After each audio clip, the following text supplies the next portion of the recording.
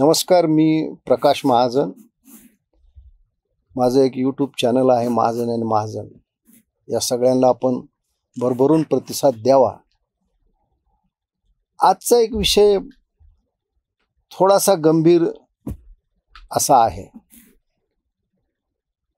नवरात्राला सुरुवात झाल्यानंतर एक विषय असा येऊ लागला की नवरात्रामध्ये जे तरुण तरुणी किंवा जे लोक सहभागी होतात या सगळ्या लोकांचे आधार कार्ड प्रवेशद्वारावर तपासले जावे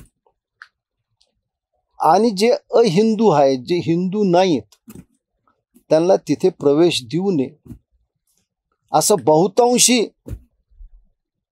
हिंदू लोकांचं म्हणणं आलं आणि त्याच्यावर मात्र एक चर्चा सुरू झाली.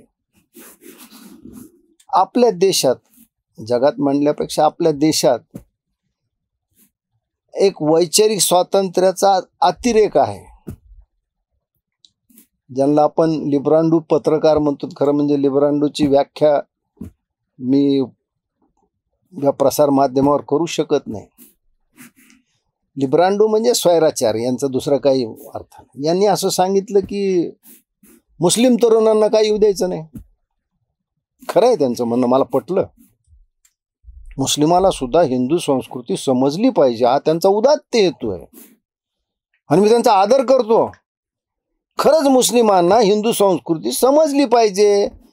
एकट्या गर्भातून नाही समजणार, मग त्यांना आम्ही घेऊन येऊ, त्यांना रंगपंचमीला आणू. रंगपंचमी समजून घ्या, आमची होळी समजून घ्या. काही अल्पवयीन मुस्लिम तरुणाची मौंज करू आम्ही, गळ्यात जानू अडकून. हिंदू संस्कृती समजून घ्यायची आहे ना. तुम्हाला हिंदू संस्कृती समजून घ्यायची आहे ना. हिंदू संस्कृती फक्त गरब्यातूनच आहे का? गरब्यामागे येण्याचा तुमचा उद्देश काय आहे?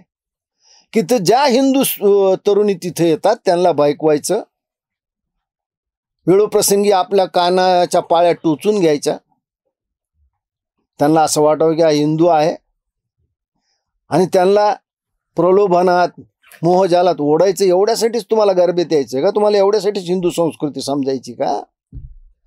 अरे मला सुद्धा मुसलमान संस्कृती समजून घ्यायची.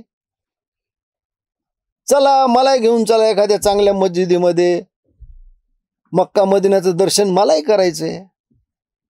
सगळ्यांचा देव एक म्हणला तर मलाही करू द्या. ही मागणी मान्य होईल का? आणि माझं म्हणणं की गरब्यामध्ये फक्त मुस्लिम तरुणांनाच येण्याचा आग्रह का असावा? अरे मुस्लिम तरुणींना सुद्धा वाटत असेल ना की आपण हिंदू संस्कृती समजून घ्यावी, हिंदू नृत्य समजून घ्यावं. अरे मग त्यांनाही घेऊन या ना. नवरात्र तर हा देवीचा उत्सव आहे. आमची इथं महिलांना फार मोठं स्थान आहे समाजामध्ये. मग मुस्लिम तरुणींना येऊ द्या ना, त्यांनाही कळू द्या ना हिंदू संस्कृती. फक्त मुस्लिम तरुणांनाच हिंदू संस्कृती समजून घ्यायची काय? अरे कुणाला मूर्ख बनवताय तुम्ही?